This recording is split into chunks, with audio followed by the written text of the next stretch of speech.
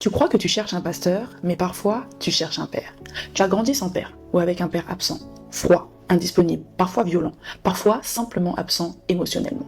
Et que tu sois un homme ou une femme, ce manque peut continuer à influencer tes relations. Puis tu arrives à l'église. Il y a cet homme, ce pasteur, ce leader, il t'écoute, il croit en toi, il t'encourage, il parle de ton appel, de ton potentiel, de ta destinée. Et quelque chose se réveille. Pas forcément de manière romantique, mais ce besoin profond d'être vu, reconnu, validé, comme un enfant qui attend encore le regard de son père. Sans t'en rendre compte, tu cherches parfois chez ton pasteur ce que tu n'as jamais reçu de ton père. En psychologie, on parle de schéma d'attachement. Nos premières relations façonnent notre manière d'aimer, de faire confiance et de nous sentir en sécurité. Lorsqu'un père a été absent, imprévisible ou blessant, une faim affective peut s'installer. Ce n'est ni une faiblesse ni un manque de foi, c'est une blessure.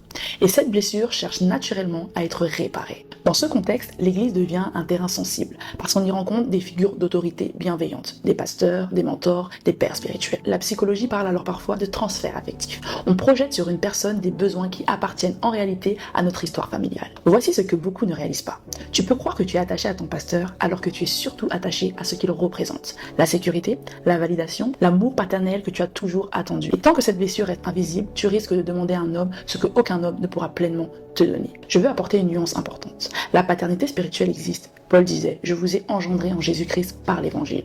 Un père spirituel peut accompagner, encourager, conseiller et parfois protéger, mais il ne remplace jamais un père. Vous avez reçu un esprit d'adoption par lequel nous crions Abba, Père, Romains 8, verset 15. Et encore, mon père et ma mère m'abandonnent, mais l'Éternel me recueillera. Psaume 27, verset 10. Les pasteurs sont appelés à prendre soin du troupeau, mais aucun être humain ne peut porter ce que seul Dieu peut porter. La guérison commence quand tu comprends, mon besoin est réel, ma blessure est réelle, mais mon pasteur n'est pas responsable de la réparer. Tu peux recevoir un accompagnement sans devenir dépendant, respecter un leader sans lui abandonner ton discernement et travailler cette blessure avec Dieu et avec un accompagnement thérapeutique. Lorsqu'un manque paternel n'est pas travaillé, il peut conduire à rechercher constamment l'approbation des leaders, confondre loyauté et soumission, avoir peur de décevoir, ne plus oser questionner, devenir plus vulnérable à la manipulation spirituelle. Et certains leaders, consciemment ou non, entretiennent cette confusion, créant une dépendance plutôt qu'une maturité. Derrière certaines dépendances spirituelles, il n'y a pas un manque de foi, il y a souvent un enfant blessé qui cherche encore un père. Et la guérison commence le jour où cette blessure est enfin reconnue. Est-ce que tu as déjà réalisé que certaines de tes attentes envers un pasteur ou un leader spirituel étaient peut-être liées à ton histoire avec ton père ?